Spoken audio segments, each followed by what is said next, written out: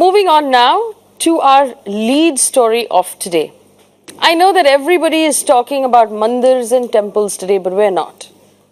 Today we're going to focus on something that I personally believe will have a far greater impact on each of our lives. And it's a matter that shouldn't be ignored. Now consider this. As citizens, we work, we pay taxes, we save and we invest for our retirements with the clear understanding that the money that we earn is a promise that will be kept. Not just this year, but every year after that. Which means that if you earn 100 rupees, that 100 rupees will still be worth 100. That piece of paper that says it has 100 rupees on it will be worth 100. Not just this year, but forever. Now, this is a value that's guaranteed to us by the RBI, or the Reserve Bank of India, an institution that should not be impacted by the politics of the day because it's independent of the government. I'll tell you why. The RBI effectively decides our interest rates on all of our loans. It controls the money supply. It controls the exchange rates. It regulates the financial markets, the banks, and it makes sure that the promise written on the money, the paper, is always kept. Now, it's of utmost importance that the RBI be allowed to do this without interference from government, because government is the biggest spender of money, the biggest borrower of funds in the country, the biggest owner of banks, and the biggest gainer from the financial markets. In any democracy, the people, you and I, need for the judiciary or the courts, the army and the police, and the central bank to always be independent. In our case, the central bank is the RBI. So I want you to consider this. Earlier this year, 4 Supreme Court judges held an unprecedented press conference exposing interference in their functioning. It was followed then by the mess in the CBI that proved that there was interference. That mess is still to be sorted out. And now we have a battle brewing between the RBI and the government that has been exposed. In a speech on Friday, the RBI Deputy Governor Viral Acharya surprised everyone by mentioning Argentina as an example. Now, for those of us who didn't know, in 2010, the Argentinian equivalent of the RBI chief quit his job because he was pushed to make decisions he was not happy with. It sparked off the worst constitutional crisis in the history of Argentina, and it caused its financial markets to collapse. That was a very strong example to give us. Now, the Deputy Governor of the RBI also said this, and I quote, he said, "Governments that do not respect the central bank's independence will sooner or later incur the wrath of the financial markets and ignite an economic fire, and they will come to rue the day they undermined the important regulatory institution." Essentially, it sounds like a dialogue from Game of Thrones. Viral Acharya also confirmed that the idea to talk about the independence of the RBI came from the RBI governor himself, Urjit Patel. So now we've all begun to wonder if there is a rift currently brewing in our system between Urjit Patel and the government of India. It's widely reported that the government and the RBI have been locking horns on interest rates and other policy matters. But let's not forget about demonetization. Actually, I don't think any of us can ever forget about demonetization, where several questions were raised about how the RBI cleared that decision at all, a decision that should have been made by the RBI and not the government to begin with. It is in the interest of every one of us as citizens of this country that the RBI remain independent from the government. Not just this government, but every government in the future. Because without a clear faith and trust and confidence in our central bank, our financial systems will fail. And so will the promise that's written on our currency. And this is not the first time that the question of the RBI's independence has been raised. But the question we are asking tonight is this: are we worse off today for some reason than we ever were before? And is our RBI at risk? Joining me on the show, Mohan Guruswamy is a senior economist who's been advisor to the Finance Minister of India. R. Gopalan, former Secretary, Economic Affairs, Ministry of Finance. Professor Aman Agarwal, Professor of Finance, Dean and Director at the Indian Institute of Finance.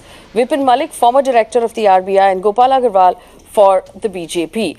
I welcome all of you to this conversation and I thank you for giving us your time. I will start with Mr. R. Gopalan. Mr. Gopalan, I'm sure you've read about the problems between the RBI and the governor and the government right now, as well as excerpts of the speech that was made by Mr. Acharya on Friday. Do you believe that we currently have a crisis between the RBI governor and the government of India?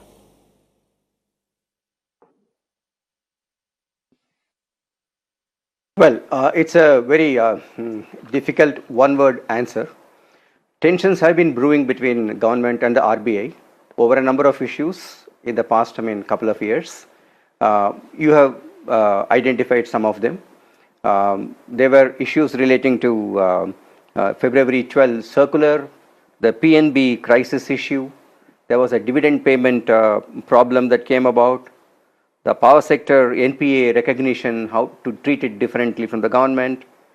Then directors on the RBI board, ownership neutrality, and then governor seeking full powers over the public sector banks, then attempt to raid the balance sheet of RBI, and lastly the payment system act. Now, these are all steps which have gone about in the past few months, which give an indication that RBI is under tremendous tension, and probably I get the feeling that the dialogue which normally takes place, extensive dialogue which normally takes place with the RBI, with the government, probably seems to have not taken place in full measure, in full trust. That's probably the reason why we have had Viral Acharya's his outburst or his exposition or his lecture the other day on Friday. To answer your question, is there a crisis? I would say there is a lot of tension building up and it needs to be doused. I am sure it will be doused, and to that extent I will say that crisis, if one expects, will not be allowed to develop. All right, Mohan Guruswamy, I will of course ask my guests to explain why it's important for us as citizens that the RBI be independent, but my first question to you is, do you believe that at this point it's RBI versus the government as well, and Urjit Patel is currently pushing back?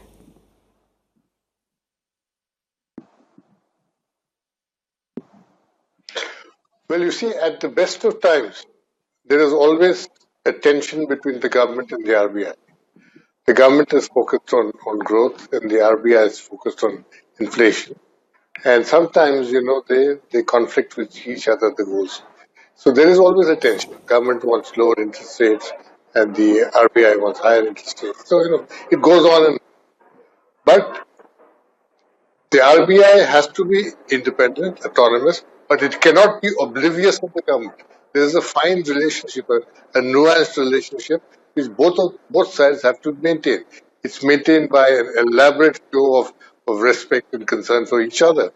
But the way in which the government tried to turn the PNB crisis onto the responsibility of the RBI itself showed that this mutual respect and concern for each other's status had gone. The RBI, the way the RBI was treated, the RBI governor was treated at the time of demonetization itself is another indication. So this constant denigration of the RBI by the politicians in the government and in the finance ministry and the bureaucrats close to these politicians causes tension. After all, the RBI has a degree of authority, a certain authority, which has to be maintained. Well, Gopal Agarwal, here's my question to you, and this is true, what Mr. Mohan Guruswamy just meant. When demonetization happened, the RBI board was given half an hour or cleared it in about half an hour. It was then a hot potato that the RBI governor was left holding. He had to find his way out of it, and we all saw how difficult that job was. When the PNB scam broke out, we had the finance minister come out very clearly saying regulators should have done a better job. The RBI governor then came out and said we don't have enough power to regulate. Is the government interfering with the RBI, Gopal Agarwal? No, you cannot call this an interference. What we all respect the independence of the RBI. The government also respects. It's the institution. It's a very respected central bank institution which has done a lot of service to the nation. It is doing so much for the country, and it's an important arm and of the government itself. What is governance? Without the monetary policy, there will be no governance, full-fledged governance. So, RBI is an arm of the whole government, Yes. and its independence is also important. The issue is whenever you are discussing on the economic policies, there are bound to be different options, and when there is a discussion, all discussions cannot, difference of opinion cannot be taken as a critical crisis or interference in itself. And No, what I would like to tell you is there are different mandates for RBI and the government, and those mandates have come from the constitution so itself. let me rephrase the question. First of all, I just want to point out that the RBI has the expertise in matters of economic policy. No, on the monetary policy. On monetary policy. Yes. And economic policy is the domain of the government. And so if there is a disagreement, like you said, there will be clashes. It is the government's job to convince the experts in the RBI. It is only if you can convince the experts in the RBI that that stand of monetary policy does make sense. But let me rephrase the question. The deputy governor of the RBI made a speech on Friday, and I'm sure you've read it as well. We've all read it, where he has said some very scathing things. He has said that, and I'll say this again, governments that do not respect central bank independence will sooner or later incur the wrath of the financial markets. Do you see this as regular, ordinary? Is this not out of place for you? Doesn't this indicate that there is a problem? There is definitely a difference of opinion. There is an issue coming out on several issues. There are issues with regard to preventive corrective action, with regard to issues of inflation. There has been several times inflation is one of the important target for the RBI, but there are difference of opinion with regard to inflation, monetary policy, rate of interest. Government was trying to put down the rate of interest. RBI was sticking to the higher rate of interest because there are different mandates. There are let me finish. Yes. The government has a responsibility of maintaining economics, and government has to look into the fiscal policy. RBI has a limited role of monetary policies, and that monetary policy should integrate with the overall government policies. So I don't think there is a crisis or independence of RBI is being hampered, etc. There are difference of opinion on the issues, and this difference of opinion had been at several levels. Yes, there is a bigger challenge with regard to demonetization. There was a big debate on that time, but ultimately that was handled by the government itself. So these can be sorted out, and I think we should not take it over and above what the difference of opinion between the institution also. You will talk to different RBI directors, they will have different opinion on it. So I want to clarify a couple of things. You did say, of course, that monetary policy is with the RBI, but it has to fit into the government's larger fiscal policy. Economic policy of the country, conditions the on the final economy. Decision on monetary policy and interest rates and anything else lies purely with the RBI governor, whether or not the finance minister agrees or disagrees with the stand that he is taking. That's what we mean when we say RBI independence, that the finance minister or the government may disagree with the stand he's taking on interest rates, but you cannot dictate a stand, and you cannot influence. Dictate.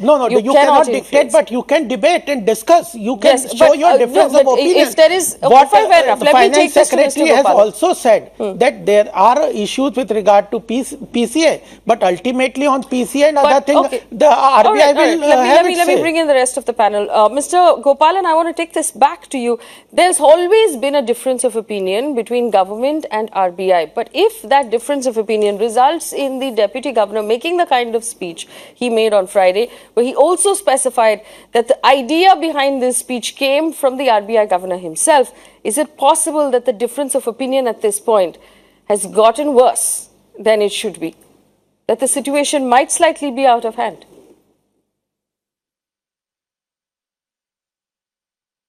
I don't think so. Well, it's clear that there is a difference of opinion. Mr. Viral Acharya's speech would have been seen by the governor. he acknowledges governor's, inputs. But the point also remains that RBI is independent in its monetary policy formulation. Now, government has economic growth in mind and is responsible for the fiscal issues. But if fiscal issues are overdone, obviously monetary policy has to act to ensure that the negative effects of over fiscal spending is taken care of by the monetary policy. So, monetary policy in that sense by RBI is totally independent. Coming to your question, Faye, is it a breakdown situation? I don't think so. I think these kind of tensions had existed even earlier, except that they were discussed across the table. They were discussed not in the public domain, but they came to some kind of solution. In all those cases, I can tell you, most of the times RBI governors, whatever he said on the monetary policy, always carried. Now, we should keep that in mind, and at the same time, what has happened outside now of discussions, speeches outside, and comments made by Finance Ministry, I get the feeling that they could have been avoided. In the past, they have been avoided. In the past, these things have been handled. Now, I do not know what is the present style of speaking outside. I don't know what do we want to achieve by that. I have no idea.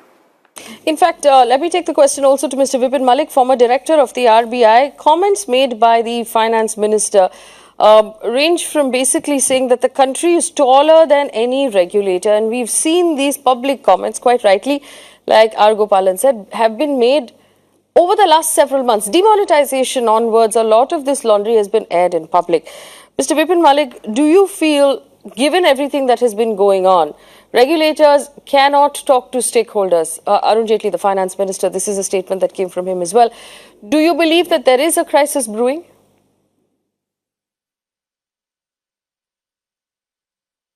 Let me say that by start with that there is no blanket independence of the Reserve Bank of India. Reserve Bank of India is guided by the two acts, Reserve Bank of India Act and Banking Regulation Act. Under the Reserve Bank of India Act, the board and the constitution of the board, starting from governor to deputy governors to the directors and all non-official directors, are appointed by the Government of India. Similarly, under the Banking Regulation Act, Section 35 is there. Section 35 says that RBI has to act under the directions of the Central Government of India. Because the last rupee, the rupee which is certified as that which I owe to the Government of India confirms their certification that Government of India owes that payment of that rupee. If you see the rupee, it is written there and signed by the Finance Secretary. That means Government of India is a guarantor. Having said so, what has happened in actual fact is that because of the demonetization and because of the 11 banks going to PCA, which have not been addressed properly, the PCA banks have not been addressed by the Government of India till date. And if you start saying that you start paying to the small SME sector or MSME sector, when you have already put the banks in PCA where they cannot lend, they cannot open branches, or they cannot pay the government, I mean, these are contradictory things. So the Government of India, what it should have done is that first you bring all the 11 important banks, large banks, from PCA by capitalizing them, number one. Number two, sorry, you said something? No, I didn't. So number let me just that you have. So you believe that the government could have handled this situation better, from what I understand. Much better, and Mr. Acharya, by referring to that we are as compared to the Argentina, is I do not agree with him. He has gone too extreme. And that is not the job of Mr. Deputy Governor to address like that. The country has been well managed. There has been an oil crisis, but still the government has addressed that properly by devaluing the rupee. Okay. So I do not see anything wrong. Mr. Vipin Malik, when you say the country has been well managed, do you include demonetization and the NPA problem and the PNB scam in your definition of well managed?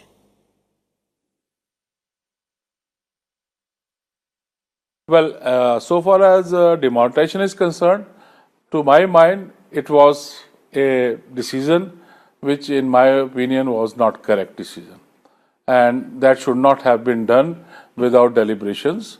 And so far as banking frauds are concerned, I fully make accountable Reserve Bank of India that they have not properly addressed or inspected the banks, which is their responsibility, and they should be made accountable.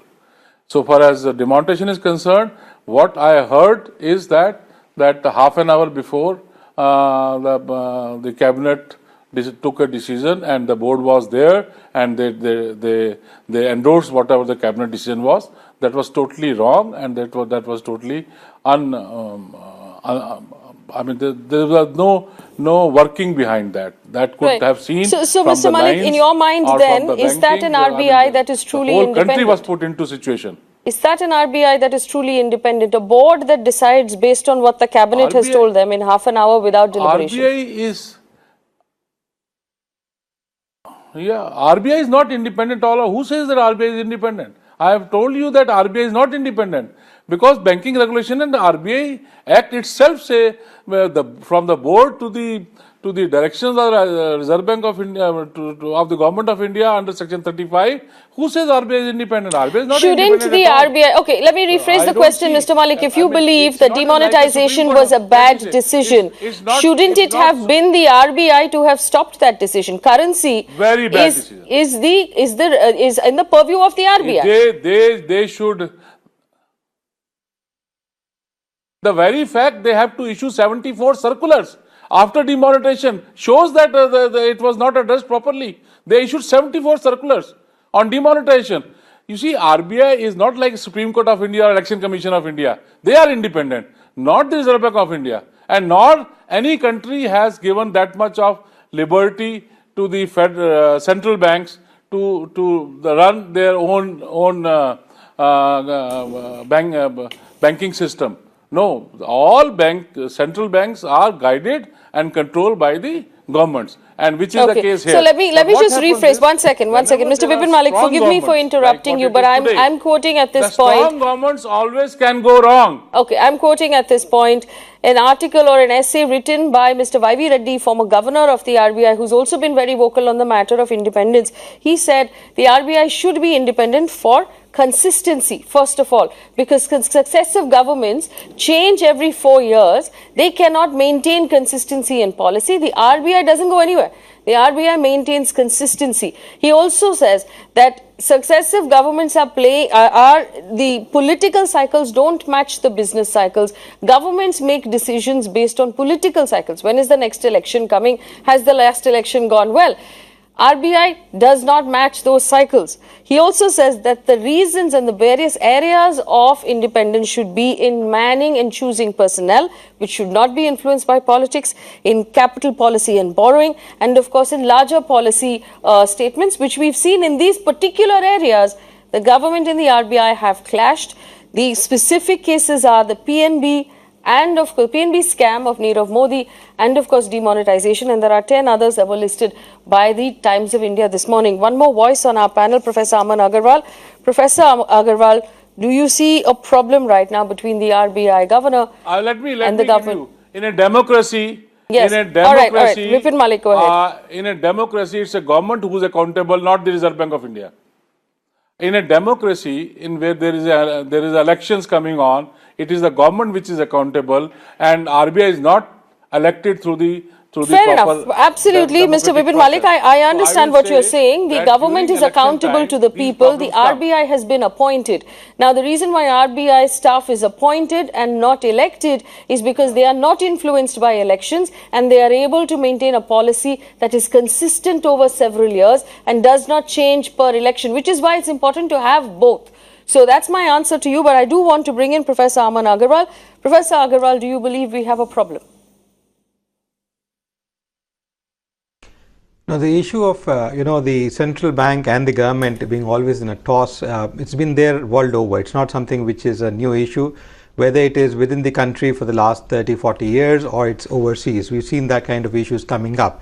The important issue before us is that both of them, like the wheels of a car moving together to accelerate and take the economy forward, have to go hand in hand. There can be disturbances, there can be discussions, there can be ideological differences, there can be issues which could be cause of concern, because they have two different parameters as outlined before, which is the fiscal policy and the monetary policy, to be looked upon by both these institutions. I think the important thing is that they go together. They need to discuss on table, sit on table, have conflicts and still go forward. That is important for the country in the long run, and we should not forget that for all long run curves we need to have small short run curves creating those long runs curves. So just to think that it's only a one-day affair or it's a long-term affair, both of them cannot go alone. Just to say that only a long-term measure can work on it, we need to have a complementary role of both the long-term and the short-term to go in forth, and that's where the government typically focuses on the economy and the fiscal issues, and the RBI focuses on the monetary policy.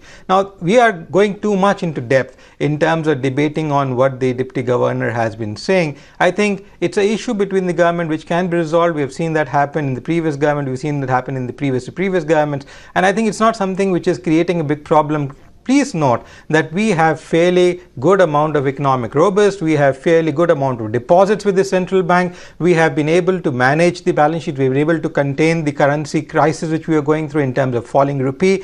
So there are measures which both the parties are willing to take at certain cost, for which will be the cost for the nation, as you rightly pointed out at the beginning of the program, which is a cost of the rupee, what will happen to people's money at the end of the day. But not to forget the fact that these are debates which need to be discussed in-house first, then taking on the ground to the public, because they do not deal with people's of day-to-day manner. Well, I disagree. I understand what you're saying, Professor Agarwal, but I disagree with you when you say that they do not pertain to our day-to-day. I just want to give Gopal Agarwal an opportunity to rebut. I know you had points to make. And then I'm going to open it up to this panel to talk about why ordinary citizens should know what's going on with the RBI and why it's important to us. Mr. Agarwal, I would take not much time, but I would like to mention 2-3 points. First important thing is independence is for the opinion, and with regard to accountability, their decisions are questionable. It is not that nobody can debate their decisions, everybody can debate. The accountability is not above independence. Accountability has to be there. Second thing is that debate of independence cannot be a ground for supremacy.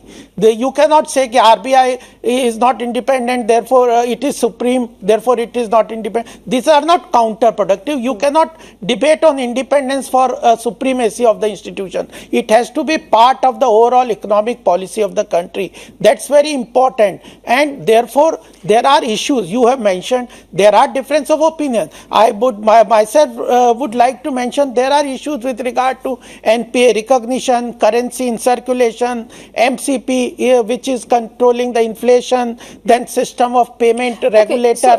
These are issues where there are difference of opinion, and government is giving every due respect to what the RBI has an opinion on the monetary policy. Yes. Let me rephrase the question, Mr. Agarwal, and this is how I rephrased it for Mr. Vipin Malik also, and he answered that question for me.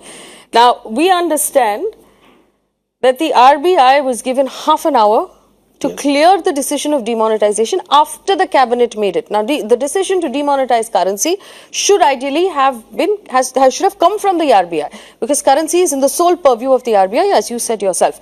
But it came from the government and the cabinet, and the RBI then cleared it in half an hour. Now, largely agreed that it was a bad decision. It was bad for us. Then 74 circulars to scramble out of the hole that demonetization made for us. In your, let's say, independent opinion, if we were to take off your BJP hat for a second, does that seem like an independent central bank to you? No, but if there are decisions which you do not agree, or I agree, or somebody else doesn't agree, economics, there are various options where there are difference of opinion. Ultimately, you allocate resources, you take decision based on some opinions. You may be wrong in your opinion, or some may say that the objective is not achieved. One thing I would like to mention is that if you say that the RBI is always correct in a demonetization case, if you take, then why NPA was allowed to build? Was it not independent since our independence? How NPA accumulated to the tune of 12 lakh crores under the nose of the RBI? Who is responsible? So there are issues with regard to decisions. So you're we saying, cannot say RBI is wrong in that. There are issues where you so what, the demonetization question, your answer is basically the RBI agreed and they were wrong to have agreed. No, I'm not saying. If you say or anybody say that we do not agree to the decision of demonetization, everybody has a right to take a position or opinion. But all decisions taken by the government, you cannot say that all are perfect and everything has been successful. No, I don't understand the answer. So you're saying the RBI... No, if you want to discuss on independence of RBI, there are different issues. If you want to discuss on demonetization, I can speak. But then I will tell you Benami Property Act, IBC, that's not my point. That's not my, so GST, you're saying, they will justify the demonetization. You cannot isolate an issue on let me ask the question. And talk on independence. Okay, let me ask the question. If you want to discuss Mr. Agarwal, now if you're going to sit in the same studio, you have to let me speak. Yes. Okay. Now my point is, how did the RBI clear this? If not by under pressure from the government, and that proves that the RBI is not independent. But let me take the question now to Mohan Guruswamy, who's also been listening. You've heard all of the arguments, Mr. Guruswamy, and here are the list of trigger points between the RBI and the government. Demonetization being the most important one, in my opinion.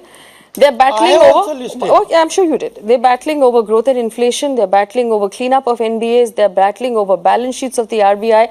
The new regulator for payment banks, which the government believes should not be the RBI and should be a different regulator. Easier rules for weak banks at this point. NBFCs and the IIFS crisis and the cleanup, the liquidity crunch, dollar sales and board appointments. The latest appointment of Mr. Gurumurthy has also been a problem. Now, do you see this as evidence, Mr. Guruswamy, starting from demonetization downwards, that the RBI currently has a problem, and that is why the Deputy Governor had merit in speaking out?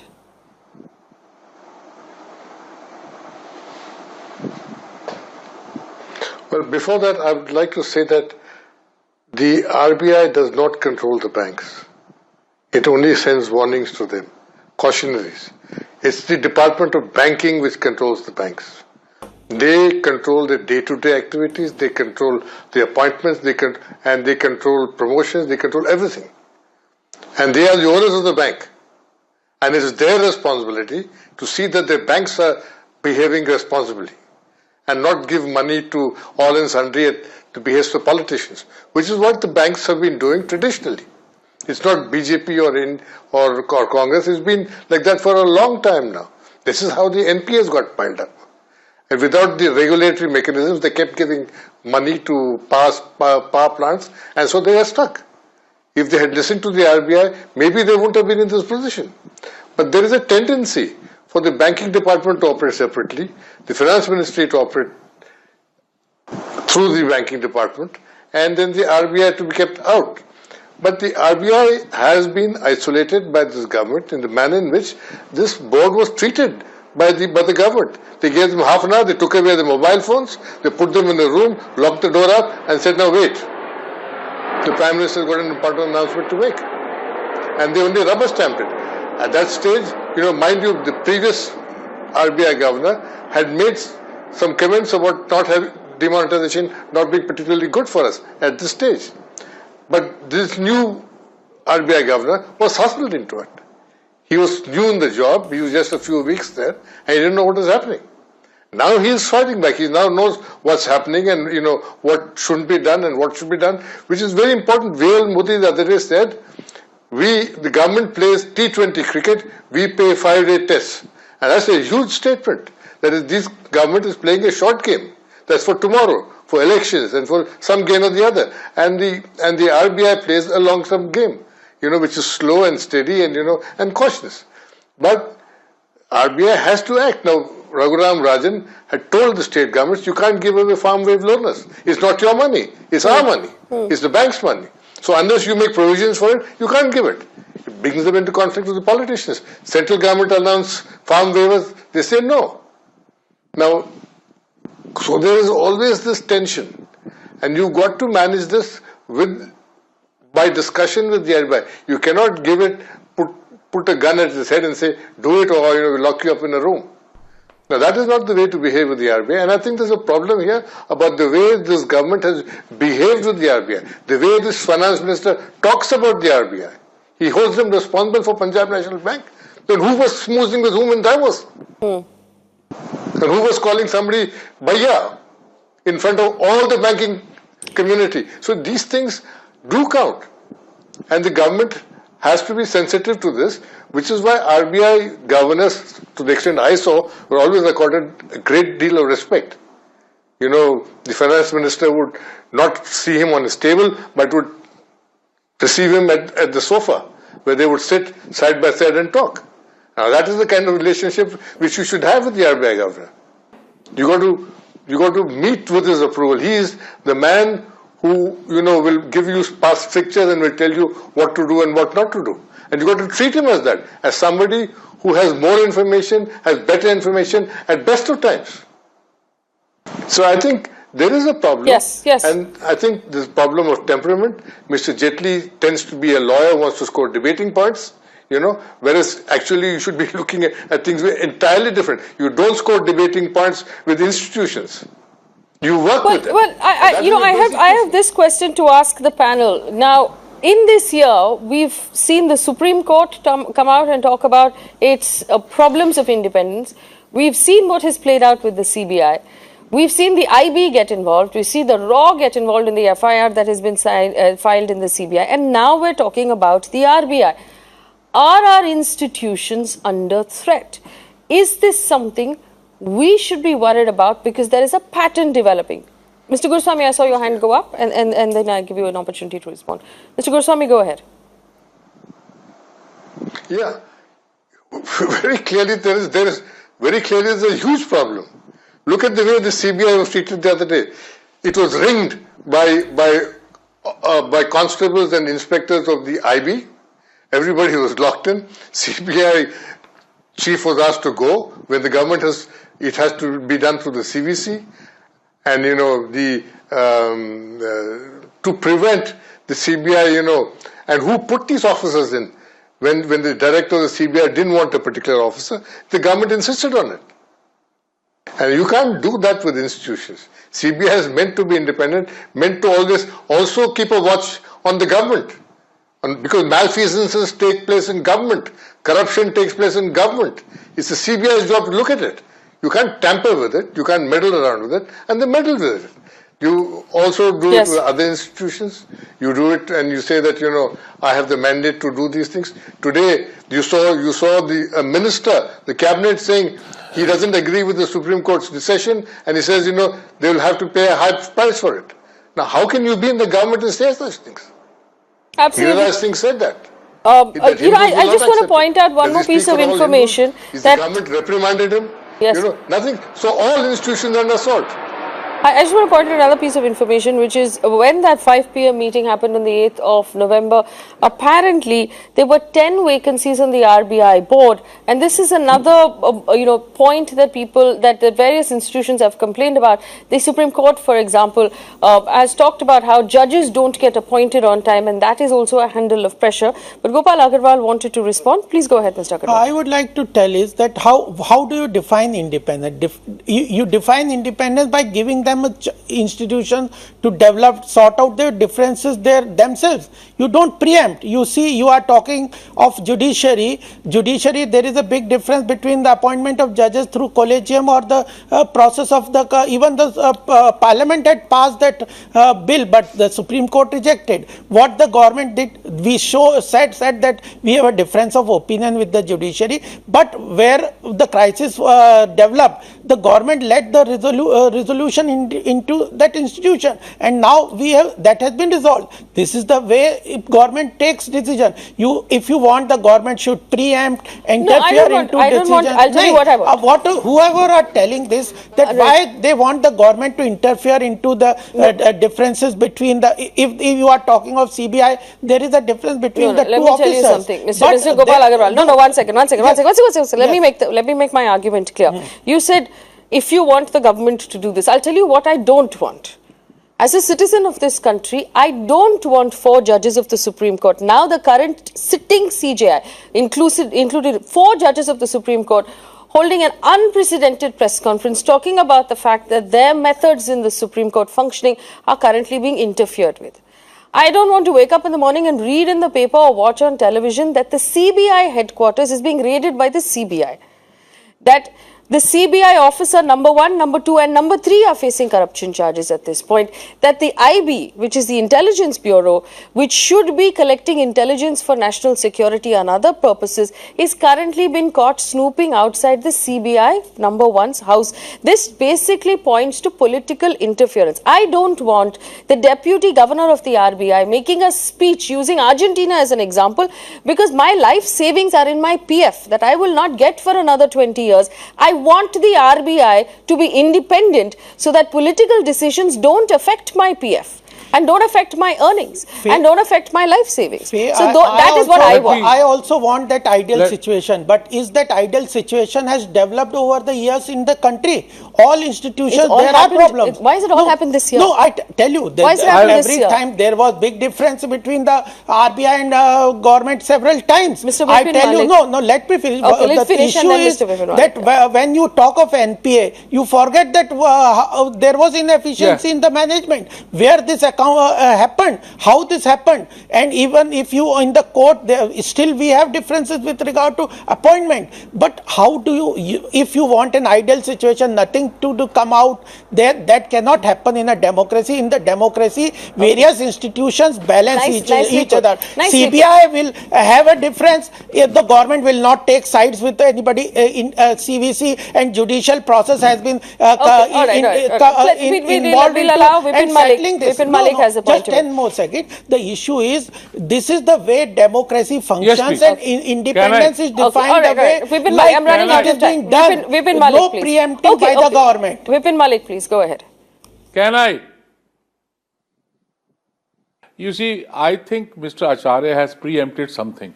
And what preemption is that there is likely to be a cash shortage of over 1 lakh crores. And that cash shortage in this festival season is going to defame the government. And also the government and the Reserve Bank has started playing to both, that who is defaming whom.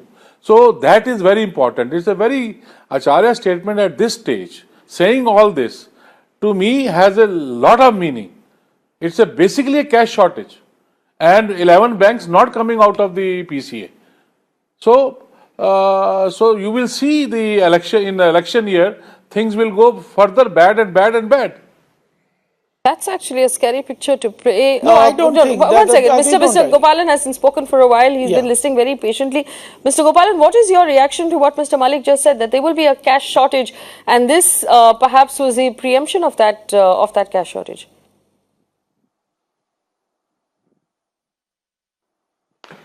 I do not agree.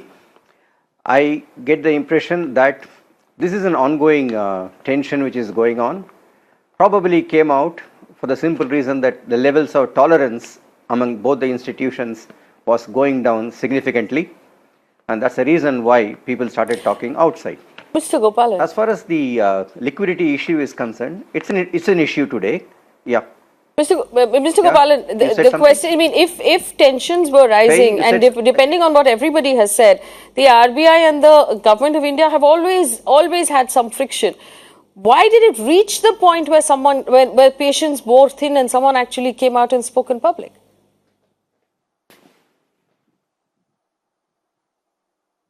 As I told you, Faye, it's a question of levels of tolerance having gone down significantly on both sides. Still, these issues could have been discussed and debated across the table. Somehow, the levels of tolerance on both the sides has gone down significantly, and that's the reason why we see this in the public arena. But on the question of liquidity is a problem, but there have always been problems of liquidity all through, and there has been management of liquidity through OMOs, through various other lines of credit, and those kind of things are so always you don't buy the liquidity available argument in the hands of RBI to infuse liquidity. All right, now, I've run out of time. Mr. Gopalan, unfortunately, I've run out of time. But this is obviously a conversation that I believe we should have more often, because while it stays in the purview of business news channels, this, I personally believe, affects each and every one of us. It just boils down to this. We go to work every day. We earn, we save, we pay our taxes because we believe in the value of the money that we're working for. And that value is looked after by the RBI. So, and I'm not getting into whether or not the RBI is independent or not, but if the RBI themselves, the leaders in the RBI, the governor, the deputy governor, are coming out and saying things like this and talking about how they are not independent, that's reason for me to worry. And I think that's reason for all of us to pay closer attention to this problem and talk about it more often. The CBI, the Supreme Court, the IB, RAW and the RBI, these are organizations that need to stay independent in order for us to continue to have a democracy. Because while we vote a government into power, there are appointed bodies like this to keep everybody in check. That's what watchdogs are for. You cannot turn watchdogs into lapdogs. That's when democracy begins to crumble. Thanks for watching.